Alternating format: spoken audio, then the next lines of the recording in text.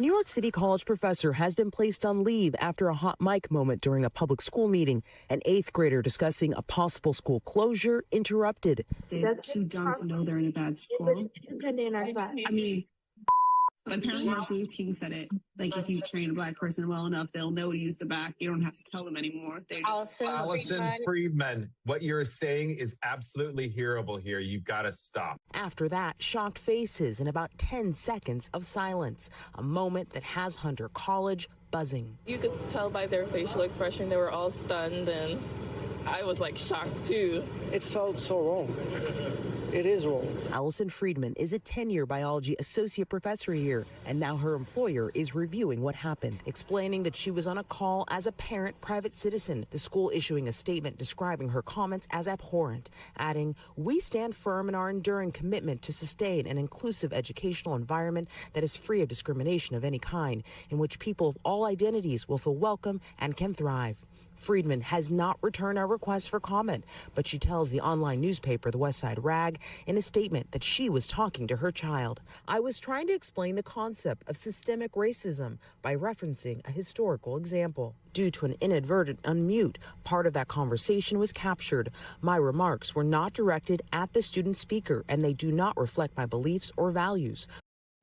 I do feel like that, what she was saying definitely reflects her beliefs and her values. And I mean, it's not the most heinous thing I've ever heard, but it's like you got to know that if you're on something like a Zoom meeting or a Teams meeting or anything like that, you got to make sure that you're muted so that things don't become recorded, and you like how you really feel about certain things is now broadcast out into the world, because once you say it on a medium like that, it can't be taken back. And of course, this story came out last week, and I was just like, I might not review it, but just wanted to review it and give my 2 cents on this whole thing. I mean, this is a 10-year professor, so she should have known better than to try to say those type of things, but it also gives you an inside peek into how certain people are, teaching their kids and things that they're teaching their kids. So, when you've wonder how, certain mindsets and certain things continue is because they're passed down from generation to generation. And this is just an example of it. Do I feel like she should, lose her job? I'm not sure as far as all that, but, maybe have some type of, put her on leave for a little while, and, maybe,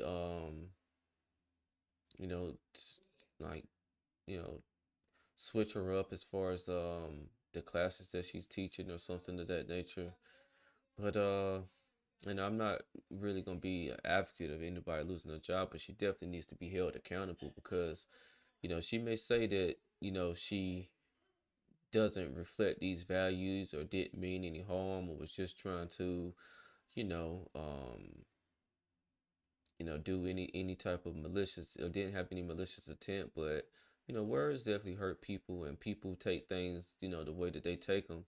You can't really determine how someone's going to take your words, or, how it's going to make them feel, once to say it. But, you definitely want to make sure that you're muted up, especially if you're going to say something along these lines, and you don't really want it to be heard by other people. And, everyone on the call, of course, was shocked, because they wouldn't expect a college professor to, openly say these type of things. And, yeah. Regardless of context, my words were wrong and caused real harm. I take full responsibility for their impact, and I am deeply sorry. The fallout from the February 10th New York City Community Education Council call has Mayor Mamdani weighing in. I think it is indicative of the exact kind of language that makes students feel as if they don't belong within our public school system. Back on campus, we met a student who watched the full video. If you listen to the video, she's clearly asking it as a rhetorical question. You can hear the intonation that this isn't something she's stating like she believes in it. Blown out of proportion? I think it is. I think it was really unlucky that she got cut off at just the right moment on the microphone where it would sound like she was stating that she believed these things. For NBC News Daily, I'm Erica Byfield.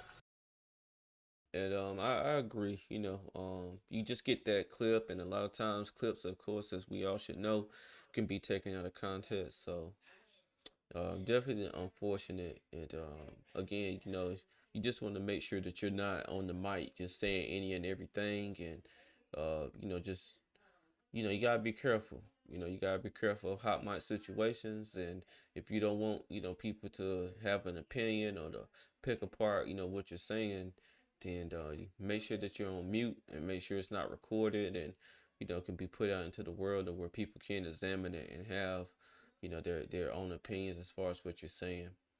Um, yeah, so we'll go ahead and close this for now. I don't feel like it's too much more to harp on and things like that. She seems very remorseful that it was said. So, we'll see if anything becomes of this. But I'm gonna go ahead and close out. Let me know what you guys think, man. Do you think that she was just cut off before her full context of what she was saying, or do you feel like she shouldn't have said it at all? Um, and do you feel like certain people feeling like they don't belong is because of her statements? Like, do you feel like those statements would make you feel like you don't belong at this certain institution or school? But I'm gonna go ahead and close out. Make sure that you like, comment, subscribe to my channel. This is Justin Paul. Peace.